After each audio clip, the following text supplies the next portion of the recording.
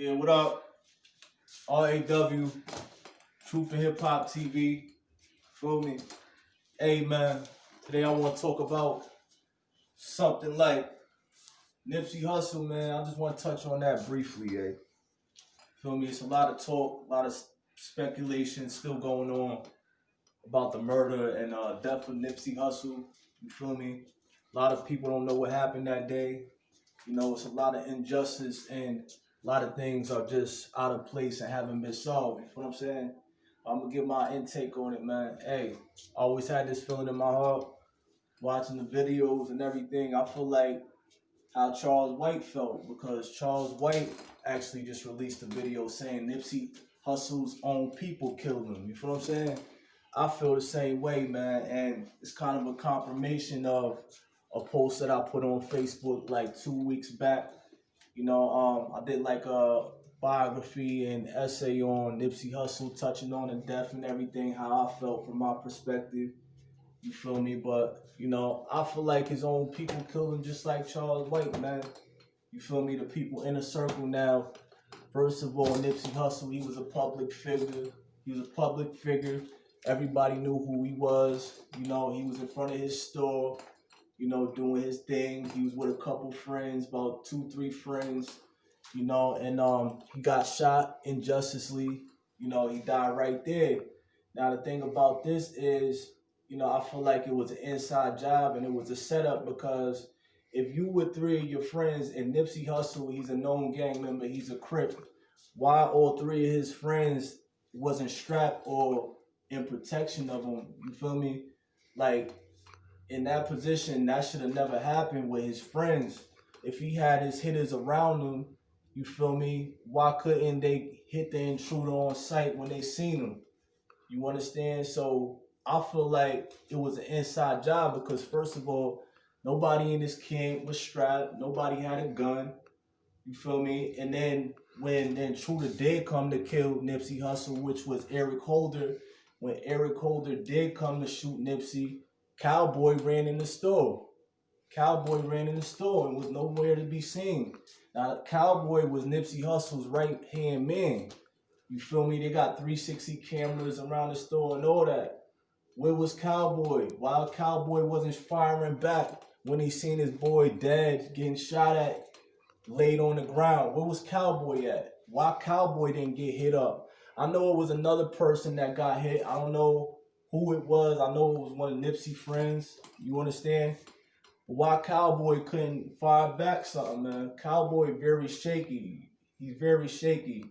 You understand? And the story got a lot of holes in it, man. So I just really wanted to, you know, give my blessings to Nipsey Hussle, man, and for rappers who died injusticeably and got false stories accused of dying one way when it's far from the truth. You feel me? A lot of these people get sacrificed. Now with public figures, you understand, when you get that notoriety and that fame and you start coming across them racks and millions, that's enough to make your right-hand man switch on you. Really is. You see it all the time.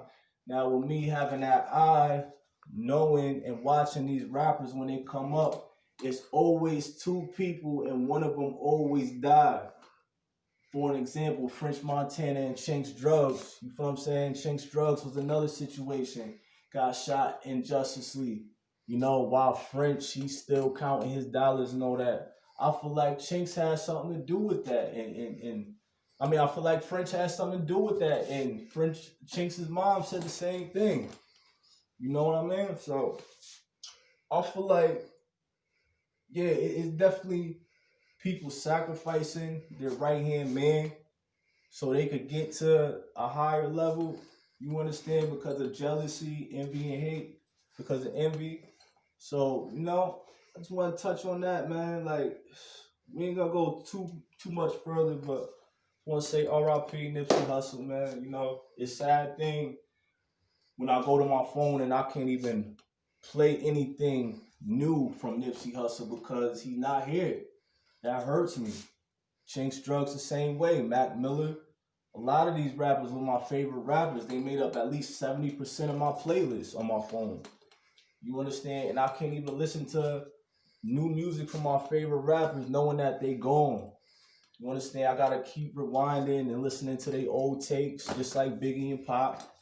Same situation, man. But one thing you guys need to do as fans, you guys need to really do your research on your favorite rappers and what's really going on in the game.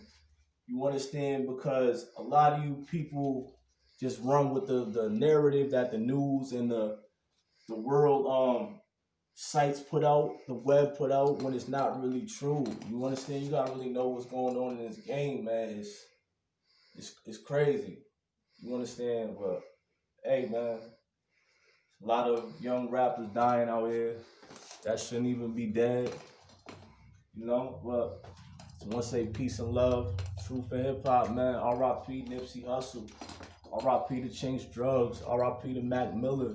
Stack Bundles. You feel me? Pop Smoke. R.I.P. to all the ones who got killed in Justice League, man, and who are gonna be in Justice League killed to come. It's gonna be more. It's gonna be more sacrifices in the game of these rappers, man. Sad but true. Hey, R.I.P. to the latest and the greatest. R.I.P.